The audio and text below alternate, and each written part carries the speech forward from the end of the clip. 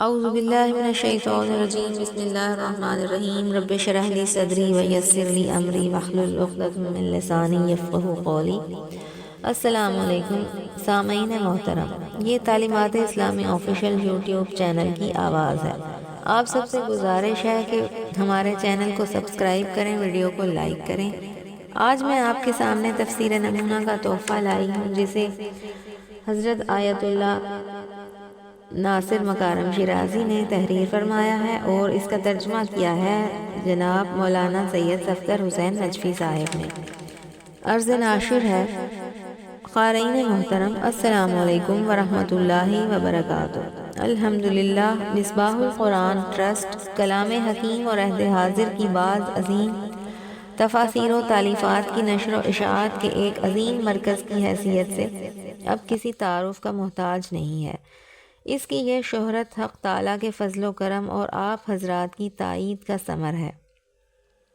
اس trust نے اپنے آغاز میں موجودہ دور کی شہرہ آفاق تفسیر نمونہ کو فارسی سے اردو زبان میں ترجمہ کروا کے شائع کرنے کا منصوبہ بنایا، اور پھر محسن ملت حضرت علامہ سید صفدر حسین نجفی قبلہ اللہ مقامہ کی غیر معمولی مالی معاونت کی فراخ دلانہ اعانت اور کارکنان کی شبانہ روز محنت کی بدولت 5 ہی سال کے قلیل عرصے میں کم و بیش 10,000 صفحات پر محیط یہ تفسیر معنوی خوبیوں سے آراستہ 27 جلدوں میں شائع کرنے کی سعادت حاصل کر لی۔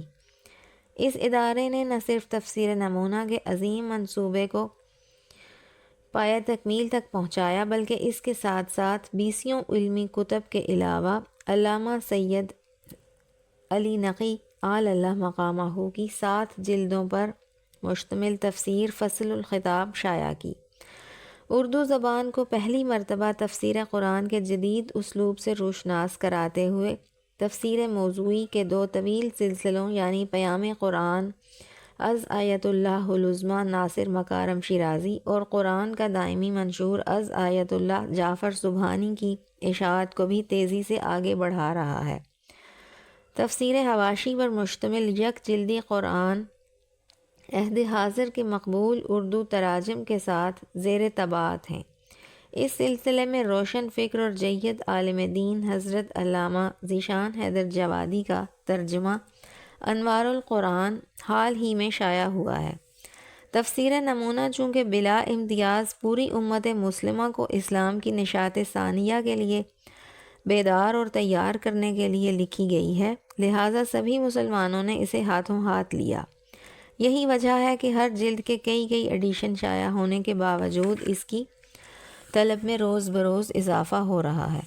جیسا کہ آپ جانتے ہیں کہ آپ کا یہ ادارہ ہمیشہ خوب سے خوب تر کی جستجو میں رہا ہے، بعض اہل علم کی تجویز پر ہم تفسیر نمونہ کی طباعت کے ضمن میں ایک مفید تبدیلی کر رہے ہیں۔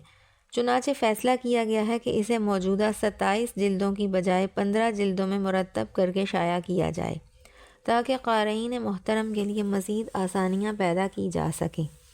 تفسیر نمونہ کی اس ترتیب نو کا ایک عام طریقہ تو یہ تھا کہ ہر جلد میں 2 پاروں کی تفسیر ہو اور یوں اس 15 جلدیں مکمل ہو جائیں، لیکن اس میں یہ سقم رہ جاتا ہے کہ بہت سی قرآنی صورتوں کا کچھ حصہ ایک جلد میں اور باقی حصہ اس سے اگلی جلد میں چلا جاتا ہے، جس سے مطالعے کا تسلسل ٹوٹ جاتا ہے۔ لہٰذا ہم نے اپنے قارئین کو اس زحمت سے بچانے کی خاطر اس تفسیر کو صورتوں کی بنیاد پر ترتیب دیا ہے۔ اس طرح کوئی قرآنی صورت 2 حصوں میں تقسیم نہیں ہونے پائی اور ہر جلد کسی نہ کسی صورت کی کامل تفسیر پر ختم ہو گئی۔ اس طرح پوری تفسیر نمونہ 15 جلدوں میں آ گئی ہے۔ اس جدید اشاعت کے سلسلے میں تفسیر نمونہ جلد اول اس وقت آپ کے ہاتھوں میں ہے، جس میں سابقہ جلد اول مکمل اور جلد 2 میں سے صفحہ نمبر 19 سے 233 شامل ہیں۔ چنانچہ یہ جلد سورہ فاتحہ سورہ بقرہ کی تفسیر اپنے دامن میں لیے ہوئے ہے۔ ہم نے زیر نظر کتاب کو بہتر انداز میں پیش کرنے کی ہر ممکن کوشش کی ہے، تاہم اس بارے میں آپ کی آراء ہمارے لیے بہترین رہنما ہوا کرتی ہیں کہ جن کی روشنی میں ہم اپنی مطبوعات کو مزید بہتر بنا کر پیش کرنے کے قابل ہوتے ہیں۔ امید ہے کہ آپ ہماری اس پیشکش کا بغور مطالعہ فرمانے کے بعد اس کا معیار مزید بلند کرنے کے سلسلے میں اپنی قیمتی آراء سے نوازیں گے۔ ہم مفید تنقید اور آراء کے لیے منتظر رہتے ہیں۔ آخر میں ہم لاہور کے ایک مخلص اور مخیر مرد مومن الحاج شیخ ظہور علی منگلہ سے اظہار تشکر کرنا اپنا فرض سمجھتے ہیں کہ جن کے تعاون سے تفسیر نمونہ کی یہ جدید اشاعت تکمیل کے مراحل طے کر رہی ہے۔ ہم دعا گو ہیں کہ خدا تعالیٰ بحق معصومین علیہم السلام ان کی اس خدمت کو قبول فرمائے۔ والسلام اراکین مصباح القرآن ٹرسٹ لاہور۔ اہداء ہے حوزہ علمیہ قم کی جانب سے۔ اس میں ہے کہ مرکز مطالعات اسلامی اور نجات نسل جوان، جو تمام طبقات میں عموماً اور جوانوں میں خصوصاً اسلام کی حیات بخش تعلیمات پہنچانے کے لیے قائم کیا گیا ہے، اس نفیس تالیف کو ان اہل مطالعہ کی خدمت میں پیش کرتا ہے جو قرآن مجید کے متعلق بیشتر بہتر اور عمیق تر معلومات حاصل کرنا چاہتے ہیں۔ یہ تفسیر حسب ذیل علماء و مجتہدین کی باہمی کاوش قلم کا نتیجہ ہے۔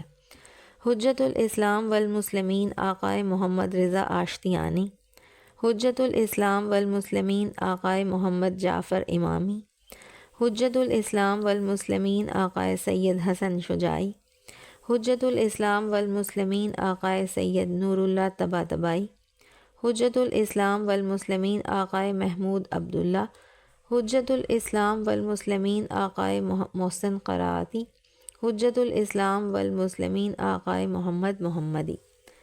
چند تفاسیر جن سے اس تفسیر میں استفادہ کیا گیا ہے، ان تفاسیر میں تفسیر بیان از مشہور مفسر علامہ طبرسی، تفسیر تبیان دانشمند بزرگ شیخ طوسی، تفسیر المیزان علامہ طباطبائی، تفسیر صافی از علامہ محسن فیض کاشانی، تفسیر نور الثقلین از مرحوم عبداللہ بن حویزی، تفسیر برہان مرحوم سید ہاشم بحرینی، تفسیر روح المعانی از علامہ شہاب الدین محمود آلوسی، تفسیر المنار محمد رشید رضا تقریرات درس تفسیر شیخ محمد،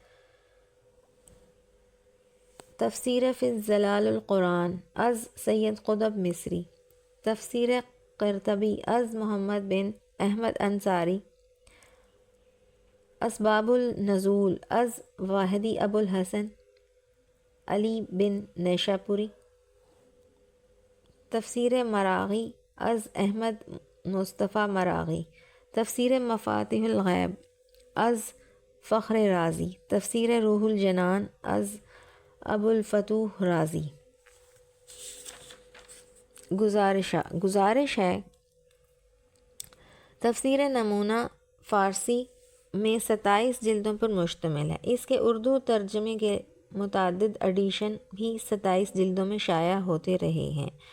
محسن ملت حضرت علامہ سید صفدر حسین نجفی علی اللہ مقامہ کا اختتامی نوٹ اس ترتیب کے مطابق جلد کے آخر میں تحریر کیا گیا تھا، نئی ترتیب میں بھی اسے تبدیل نہیں کیا گیا ہے۔ خداوند کریم مولانا مرحوم کو جوار معصوم میں بلند درجات عطا فرمائے۔ گفتار مترجم ہے۔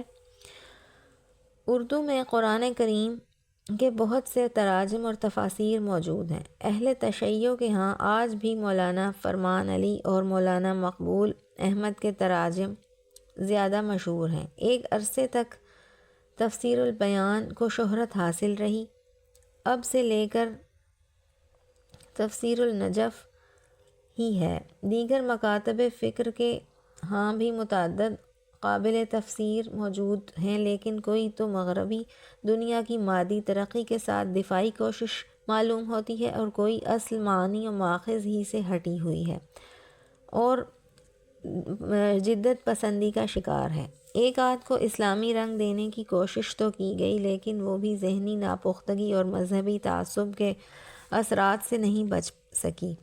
البتہ آزاد اور رواں ترجمے اردو لہجے میں لکھی جانے والی تفسیر کو کافی شہرت اور مقبولیت حاصل ہوئی۔